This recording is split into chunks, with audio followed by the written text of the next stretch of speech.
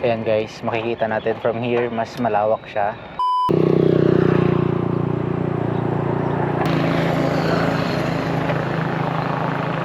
Hi guys, ito nga pala yung bagong terminal ng Sibalom. I think terminal ito ng jeep and bus at the same time. Malapit din sa may diversion road and tanaw na tanaw ito mula doon. By the way, tingnan natin, lapit tayo doon.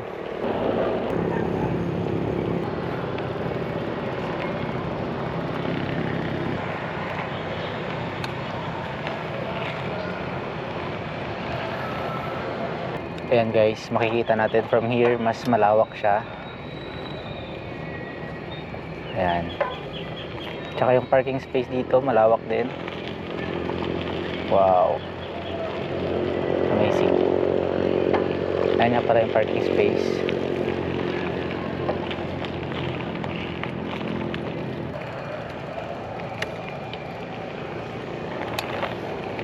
So yun lang, hindi pa gaano ngeri. By the way, ang daanan pa kaliwa, papuntang San Jose. Pakanan is daanan papunta sa bayan ng Sibalom. So yun lang, share ko lang. Bye bye, salamat.